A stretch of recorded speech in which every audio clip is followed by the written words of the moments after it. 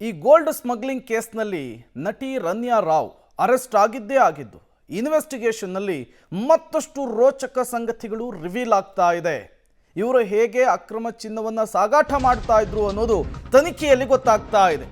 ನಟಿ Ranya gold smuggling ಜಾಲ ಬಗೆದಷ್ಟು ಬಯಲಾಗ್ತಾ ಇದೆ. ನಟಿ ರನ್ಯಾ ಚಿನ್ನ ಸಾಗಾಟವನ್ನು ಮಾಡ್ತಾ ಇದ್ದಿದ್ದೇ ರೋಚಕ ಸಂಗತಿಯಾಗಿದೆ. 1 ಕೆಜಿ ತೂಕದ 14 ಗೋಲ್ಡ್ ಬಿಸ್ಕೆಟನ್ನು ರನ್ಯಾ ತಂದಿದ್ರಂತೆ. ತೊಡೆಯಲ್ಲಿ ಅಂಟಿಸಿಕೊಂಡು ಗೋಲ್ಡ್ ಬಿಸ್ಕೆಟನ್ನು ತಂದಿದ್ರಂತೆ ನಟಿ. ಗಮ್ ಹಾಕಿ ತೊಡೆಗೆ ಗೋಲ್ಡ್ ಬಿಸ್ಕೆಟನ್ನು ಅಂಟಿಸಿಕೊಂಡಿದ್ರು ಅನ್ನೋದು ಗೊತ್ತಾಗ್ತಾ ಇದೆ. ಬಳಿಕ ಅದರ ಸುತ್ತಲೂ ಕೂಡ ಟೇಪನ್ನು ಬಲವಾಗಿ ಸುತ್ತಿಕೊಂಡಿದ್ರು. ಸ್ಕ್ಯಾನರ್ನಲ್ಲಿ ಯಾವುದೇ ರೀತಿಯ ಡೌಟ್ ಬಾರದಂತೆ ಬ್ಯಾಂಡೇಜ್ ಟೇಪನ್ನು ಕಟ್ಕೊಂಡಿದ್ರು. ಈ ಮೂಲಕ ಈ ಗೋಲ್ಡ್ ಬಿಸ್ಕೆಟನ್ನು ದುಬೈನಿಂದ ಬೆಂಗಳೂರಿಗೆ ಇವರು ಅಕ್ರಮವಾಗಿ ತರ್ತಾ ಇದ್ರು ಅನ್ನೋದು ಗೊತ್ತಾಗ್ತಾ ಇದೆ. ಈ ರೀತಿಯ ಪ್ಲಾನನ್ನು ಮಾಡಿಕೊಂಡಿದ್ರು ಅನ್ನೋದು ಗೊತ್ತಾಗ್ತಾ ಇದೆ. ಗೋಲ್ಡ್ ಬಿಸ್ಕೆಟ್ ಒಟ್ಟು 17 ಗೋಲ್ಡ್ ಬಿಸ್ಕೆಟ್, 14 ಗೋಲ್ಡ್ ಬಿಸ್ಕೆಟ್ ಇರುವಂಥದ್ದು. ಇದೇ ಗೋಲ್ಡ್ ಬಿಸ್ಕೆಟನ್ನೇ ನಟಿ ತರ್ತಾ ಇದ್ದಂತಹ ಸಂದರ್ಭದಲ್ಲಿ ಬೆಂಗಳೂರು ಇಂಟರ್ನ್ಯಾಷನಲ್ ಏರ್ಪೋರ್ಟ್ನಲ್ಲಿ ಲಾಕ್ ಆಗಿರುವಂಥದ್ದು. ಈ 14 ಗೋಲ್ಡ್ ಬಿಸ್ಕೆಟ್ಗಳನ್ನು ತಮ್ಮ ತೊಡೆಯ ಭಾಗಕ್ಕೆ ಅಂಟಿಸಿಕೊಂಡು ಅದರ ಸುತ್ತಲೂ ಕೂಡ ಈ ಬ್ಯಾಂಡೇಜ್ ಪಟ್ಟಿಯನ್ನು ಕಟ್ಕೊಂಡು ಬರ್ತಾ ಇದ್ರು. ಸಣ್ಣದೊಂದು ಅನುಮಾನ ಬರದೇ ಇರುವಂತಹ ನಿಟ್ಟಿನಲ್ಲಿ ಅಕ್ರಮ ಚಿನ್ನವನ್ನು ಸಾಗಾಟ ಮಾಡ್ತಾ ಇದ್ರು. ಬಟ್ ಈ ಬಾರಿ ತಗಲಾಕೊಂಡಿದ್ದಾರೆ.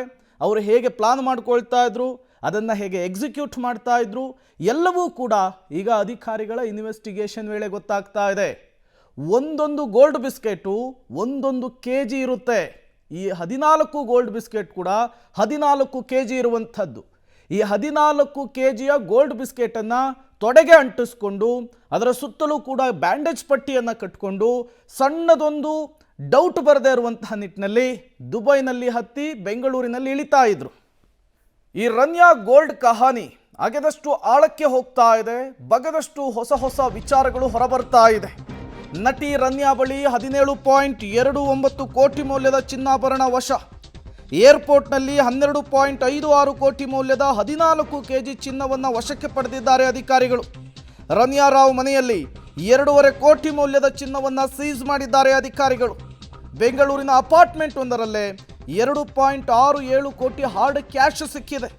ಒಟ್ಟು 17 ಕೋಟಿ 29 ಲಕ್ಷ ಮೌಲ್ಯದ ಚಿನ್ನ ನಗದನ್ನು ಇಲ್ಲಿಯವರೆಗೂ ಕೂಡ ಅಧಿಕಾರಿಗಳು ಸೀಸ್ ಮಾಡಿದ್ದಾರೆ ಅನ್ನೋದು ಗೊತ್ತಾಗ್ತಾ ಇದೆ. ನಟಿ ರನ್ಯಾ ಚಿನ್ನದ ಬೇಟೆಗೆ ಎಂಟ್ರಿ ಕೊಡುತ್ತಾ ಇಡಿ ಅನ್ನೋದು ಈಗಿರುವಂತಹ ಪ್ರಶ್ನೆ.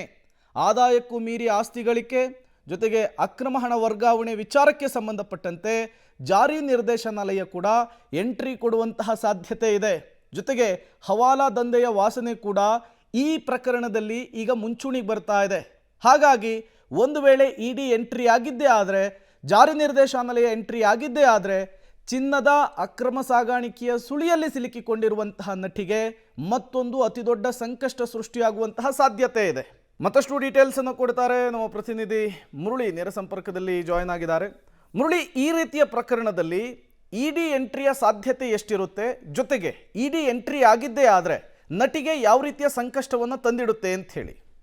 ಖಂಡಿತವಾಗಿ ಪ್ರೇಮ್, ಯಾಕೆಂದರೆ ಪ್ರಮುಖವಾಗಿ ಈ ಪ್ರಕರಣಕ್ಕೆ ಸಂಬಂಧಪಟ್ಟಂತೆ ಇಡಿ ಅಧಿಕಾರಿಗಳು ತನಿಖೆಯನ್ನು ಮಾಡಲೇಬೇಕಾದಂಥ ಪರಿಸ್ಥಿತಿ ಈಗ ಎದುರಾಗಿರುವಂಥದ್ದು. ಯಾಕೆಂದರೆ ಪ್ರಮುಖವಾದ ಕಾರಣ, ಈಗಾಗಲೇ ಹಣವನ್ನು ಏನು ಹವಾಲಾದ ಮೂಲಕ ಟ್ರಾನ್ಸಾಕ್ಟನ್ನು ಮಾಡಿ ಟ್ರಾನ್ಸಾಕ್ಟನ್ನು ಮೂಲಕ ಚಿನ್ನಾಭರಣವನ್ನು ಇಲ್ಲಿಗೆ ಬೆಂಗಳೂರಿಗೆ ಅಂದರೆ ಭಾರತಕ್ಕೆ ತರ್ತಾ ಇದ್ರು ಅನ್ನೋದ್ರ ಬಗ್ಗೆ ಮಾಹಿತಿಗಳು ಸಿಗ್ತಾ ಇದ್ದಾವೆ. ಯಾಕೆಂದರೆ ವಿದೇಶಕ್ಕೆ ಹೋದ ಸಂದರ್ಭದಲ್ಲಿ 12.59 ಕೋಟಿ ಹಣವನ್ನು ಯಾವ ಮೂಲಕ ಕೊಟ್ಟಿದ್ರು, ಜೊತೆಗೆ ಅದನ್ನು ಇಲ್ಲಿಂದ ಯಾವ ರೀತಿಯಲ್ಲಿ ಸಾಗಾಟವನ್ನು ಮಾಡಿದ್ರು, ಇದೆಲ್ಲದ್ರ ಬಗ್ಗೆ ಕೂಡ ಮಾಹಿತಿಗಳು ಬಹಿರಂಗ ಆಗಬೇಕಿರೋಂಥದ್ದು. ಅಂದರೆ ಸದ್ಯಕ್ಕೆ ತನಿಖೆಯ ಮಾಡ್ತಾ ಇರುವಂಥ DRI ಅಧಿಕಾರಿಗಳು ಅವರ ಮನೆಯಲ್ಲಿ ಸರಿಸುಮಾರು 2.67 ಕೋಟಿಯಷ್ಟು ನಗದು ಹಣವನ್ನು ಮತ್ತಷ್ಟು ವಶಕ್ಕೆ ತೆಗೆದುಕೊಂಡಿದ್ದಾರೆ. ವಶಕ್ಕೆ ತೆಗೆದುಕೊಂಡು ಅಲ್ಲಿ ಕೂಡ ತನಿಖೆಯನ್ನು ಮಾಡ್ತಾ ಇದ್ದಾರೆ. ಅಲ್ಲಿ ತನಿಖೆಯನ್ನು ಮಾಡೋ ಸಂದರ್ಭದಲ್ಲಿ ಒಂದಷ್ಟು ಮಾಹಿತಿಗಳು ಬಹಿರಂಗ ಆಗಬೇಕಾಗಿರುವಂಥದ್ದು. DRI ಅಧಿಕಾರಿಗಳ ತನಿಖೆಯ ಮಾಹಿತಿಯನ್ನು ಈಗಾಗಲೇ ಇಡಿ ಅಧಿಕಾರಿಗಳಿಗೆ ಒಂದು ವರ್ಗಾವಣೆಯನ್ನು ಕೂಡ ಮಾಡಿದ್ದಾರೆ. ಅಂದರೆ ಇಡಿ ಅಧಿಕಾರಿಗಳು ಇನ್ನೊಂದು 2-3 ದಿನ ಒಳಗಾಗಿ ECIR ಅನ್ನು ದಾಖಲು ಮಾಡ್ಕೊಳ್ತಾರೆ. ದಾಖಲನ್ನು ಮಾಡಿಕೊಂಡು ಈ ರೀತಿಯಲ್ಲಿ ಹವಾಲಾದ ಟ್ರಾನ್ಸಾಕ್ಟ್ನ ಮೂಲಕ ಆಗಿರುವಂಥ ತನಿಖೆ ಏನಿದೆ ಏನಿದೆ ಆ ತನಿಖೆ ಬಗ್ಗೆ ಒಂದಷ್ಟು ಮಾಹಿತಿಗಳನ್ನು ಕಲೆ ಹಾಕುವಂಥದ್ದು. ಪ್ರೇಮ್, ಏನಂದರೆ DRIನ ಅಧಿಕಾರಿಗಳು ಕೇವಲ ಅವರ ಜೊತೆಯಲ್ಲಿರುವಂಥವ್ರು, ಜೊತೆಗೆ ಆಕೆ ಯಾರು ಅಂದರೆ ರನ್ಯಾ ರಾವ್ ಏನಿದ್ದಾರೆ ಅವರನ್ನು ಮಾತ್ರ ವಿಚಾರಣೆಗೆ ಒಳಪಡಿಸುವಂಥದ್ದು. ಅವರ ತನಿಖಾ ವ್ಯಾಪ್ತಿ ಸಾಕಷ್ಟು ಕಡಿಮೆ ಹಂತದಲ್ಲಿ ಇರ್ತದೆ. ಆದರೆ ಇಡಿ ಅಧಿಕಾರಿಗಳು ಈ ಪ್ರಕರಣದಲ್ಲಿ ತನಿಖೆಗೆ ಬಂದರೆ ಅದರ ತನಿಖಾ ವ್ಯಾಪ್ತಿ ತುಂಬ ದೊಡ್ಡದಾಗುವಂಥದ್ದು. ಹವಾಲದ ಟ್ರಾನ್ಸಾಕ್ಟರ್ನ ಮನಿ ಲ್ಯಾಂಡ್ರಿಂಗ್ನ ಆಕ್ಟ್ನ ಅಡಿಯಲ್ಲಿ ಮಾಡೋ ಹಿನ್ನೆಲೆಯಲ್ಲಿ ಹವಾಲದ ಪ್ರಕರಣ ಏನಿದೆ, ಇವ್ರಿಗೆ ಹಣವನ್ನು ಕೊಡ್ತಿದ್ದಂಥವ್ರು ಯಾರು, ಜೊತೆಗೆ ಹಣವನ್ನು ವಿದೇಶಕ್ಕೆ ಸಾಗಾಟವನ್ನು ಮಾಡ್ತಿದ್ದಂಥವ್ರು ಯಾರು, ಇವ್ರಿಗೆ ಸಿಕ್ಕಂಥ ಹಣ ಏನಿತ್ತು ಅದು ಮತ್ತೆ ಜೊತೆಯಲ್ಲಿದ್ದಂಥ ಮನೆಯಲ್ಲಿದ್ದಂಥ 2.67 ಕೋಟಿ ಹಣ ಯಾವ ಮೂಲದ್ದು, ಇದೆಲ್ಲದ್ರ ಬಗ್ಗೆ ಕೂಡ ತನಿಖಾ ವ್ಯಾಪ್ತಿ ಅಂದರೆ ಅವರ ಅಧಿಕಾರ ಮತ್ತು ತನಿಖಾ ವ್ಯಾಪ್ತಿ ತುಂಬ ದೊಡ್ಡದಾಗುತ್ತದೆ. ಆ ಹಿನ್ನೆಲೆಯಲ್ಲಿ ಇಡಿಗೆ ಈ ಪ್ರಕರಣ ಹೋದರೆ ಬಹು ದೊಡ್ಡದಾದಂಥ ಸಂಕಷ್ಟವನ್ನು ರನ್ಯಾ ಅವರು ಎದುರಿಸಬೇಕಾಗುತ್ತೆ. ಜೊತೆಗೆ ಆ ಮನೆಯಲ್ಲಿದ್ದಂಥ ಹಣವನ್ನು ಯಾವ ಮೂಲಕವನ್ನು ತರಿಸಲಾಗಿತ್ತು, ಇದೆಲ್ಲದ್ರ ಬಗ್ಗೆ ಕೂಡ ಮಾಹಿತಿಗಳನ್ನು ಇಡಿ ಅಧಿಕಾರಿಗಳು ಕಲೆ ಹಾಕುವಂಥದ್ದು. ಆ ಹಿನ್ನೆಲೆಯಲ್ಲಿಯೇ ರನ್ಯಾ ಅವರಿಗೆ ಇಡಿ ದೊಡ್ಡ ಸಂಕಷ್ಟವನ್ನು ಎದುರು ಮಾಡುವಂಥ ಸಾಧ್ಯತೆಗಳು ಕೂಡ ಇರುವಂಥದ್ದು.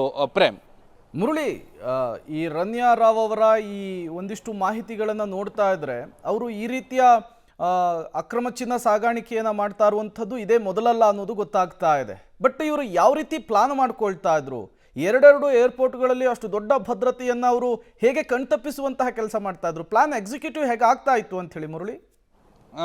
ಪ್ರೇಮ್, ಏನಂದರೆ ಪ್ರಮುಖವಾಗಿ ದುಬೈನಿಂದನೂ ಕೂಡ ಬರುವಂಥ ಸಂದರ್ಭದಲ್ಲಿ ಯಾವ ರೀತಿಯಲ್ಲಿ ಅವರು ಫ್ಲೈಟನ್ನು ಹತ್ತಿದ್ರು ಅನ್ನೋದ್ರ ಬಗ್ಗೆ ಸಾಕಷ್ಟು ಅನುಮಾನಗಳಿರುವಂಥದ್ದು. ಯಾಕೆಂದರೆ ಅಲ್ಲೂ ಕೂಡ ಇಮಿಗ್ರೇಷನ್ ಆಗಬೇಕು, ಅದಾದ ನಂತರ ಅಲ್ಲೂ ಕೂಡ ಅವರನ್ನು ಸ್ಕ್ಯಾನ್ ಮಾಡಿ ಒಳಗಡೆ ಕಳಿಸುವಂಥದ್ದು, ಈ ರೀತಿಯ ಪ್ರಕ್ರಿಯೆಗಳಿರ್ತವೆ. ಆ ಪ್ರಕ್ರಿಯೆಗಳನ್ನು ದಾಟಿ ಯಾವ ರೀತಿ ಬಂದರು ಅನ್ನೋದ್ರ ಬಗ್ಗೆ ಒಂದಷ್ಟು ಮಾಹಿತಿಗಳನ್ನು ತಿಳ್ಕೊಳ್ಳುವಂಥ ಪ್ರಯತ್ನಗಳನ್ನು DRI ಅಧಿಕಾರಿಗಳು ಮಾಡ್ತಾ ಇದ್ದಾರೆ. ಜೊತೆಗೆ ಇಲ್ಲಿಗೆ ಬಂದ ಸಂದರ್ಭದಲ್ಲಿ ಅವರು ಯಾವ ರೀತಿಯಲ್ಲಿ ತಪ್ಪಿಸ್ಕೊಳ್ಳುವಂಥ ಪ್ರಯತ್ನ, ಪ್ರೋಟೋಕಾಲ್ನ ಪೊಲೀಸ್ ಅಧಿಕಾರಿಗಳೇನಿದ್ರು ಅವರನ್ನು ಬಳಸ್ಕೊಂಡು ಅವರು ಅಲ್ಲಿಂದ ತಪ್ಪಿಸ್ಕೊಳ್ಳುವಂಥ ಪ್ರಯತ್ನವನ್ನು ಮಾಡಿದ್ರು ಅನ್ನೋದ್ರ ಬಗ್ಗೆಯೂ ಕೂಡ ಮಾಹಿತಿಗಳು ಸಿಗ್ತಾ ಇದೆ. ಆದರೆ ಪ್ರೋಟೋಕಾಲ್ನ ಪೊಲೀಸರನ್ನ ವಿಚಾರಣೆಗೊಳಪಡಿಸಿದ ಸಂದರ್ಭದಲ್ಲಿ ಅವ್ರಿಗೆ ಯಾವುದೇ ರೀತಿಯ ಮಾಹಿತಿಗಳು ಕೂಡ ಇರಲಿಲ್ಲ. ಯಾಕೆಂದರೆ ರನ್ಯಾ ರಾವ್ ಈ ರೀತಿಯಲ್ಲಿ ಚಿನ್ನಾಭರಣವನ್ನು ಸಾಗಾಟವನ್ನು ಮಾಡ್ತಾ ಇದ್ದಾಳೆ, ಚಿನ್ನದ ಬಿಸ್ಕೆಟನ್ನು ಸಾಗಾಟವನ್ನು ಮಾಡ್ತಾ ಇದ್ದಾಳೆ ಅನ್ನೋದು ಪ್ರೋಟೋಕಾಲ್ನ ಪೊಲೀಸರಿಗೆ ಗೊತ್ತಿಲ್ಲದಿರೋ ಹಿನ್ನೆಲೆಯಲ್ಲಿ ಅವರ ಹೇಳಿಕೆಗಳನ್ನು ದಾಖಲು ಮಾಡ್ಕೊಂಡಿದ್ದಾರೆ. ಅವರ ಹೇಳಿಕೆಗಳನ್ನು ದಾಖಲು ಮಾಡಿಕೊಂಡು ಅವರನ್ನು ಬಿಟ್ಟು ಕಳಿಸುವಂಥ ಕೆಲಸವನ್ನು DRI ಅಧಿಕಾರಿಗಳು ಮಾಡಿರುವಂಥದ್ದು.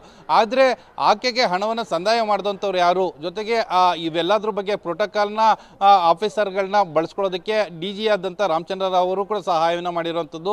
ಈ ಹಿನ್ನೆಲೆಯಲ್ಲಿ ಅವರೆಲ್ಲರದ್ದು ವಿಚಾರಣೆಯನ್ನು ಮುಂದಿನ ಹಂತಗಳಲ್ಲಿ ಮಾಡಬೇಕಿರುವಂಥದ್ದು. ಯಾಕೆಂದರೆ ಕಳೆದ 2 ದಿನಗಳಿಂದ ನಿರಂತರವಾಗಿ ಆಕೆಯನ್ನು ವಿಚಾರಣೆಗೊಳಪಡಿಸುವಂಥ ಇರ್ಬೋದು, ಜೊತೆಗೆ ಅವರ ಮನೆ ಮೇಲೆ ರೇಡ್ ಮಾಡೋಂಥದ್ದು ಇರ್ಬೋದು, ಜೊತೆಗೆ ಅವರ ಹೇಳಿಕೆಗಳನ್ನು ದಾಖಲು ಮಾಡ್ಕೊಳ್ಳುವಂಥದ್ದು, ನ್ಯಾಯಾಲಯಕ್ಕೆ ಹಾಜರುಪಡಿಸುವಂಥದ್ದು, ಜುಡಿಷಿಯಲ್ ಕಸ್ಟಡಿಗೆ ಕಳಿಸುವಂಥದ್ದು, ಈ ಎಲ್ಲ ಪ್ರಕ್ರಿಯೆಗಳು ಕೂಡ ಕಳೆದ 2 ದಿನಗಳಿಂದ ನಡೀತಾ ಇತ್ತು. ಆ ಹಿನ್ನೆಲೆಯಲ್ಲಿ ಇವತ್ತಿಂದ ಮತ್ತೊಂದು ಮಜಲ ಮೂಲಕ DRI ಅಧಿಕಾರಿಗಳು ತನಿಖೆಯನ್ನು ಮುಂದುವರಿಸುವಂಥದ್ದು.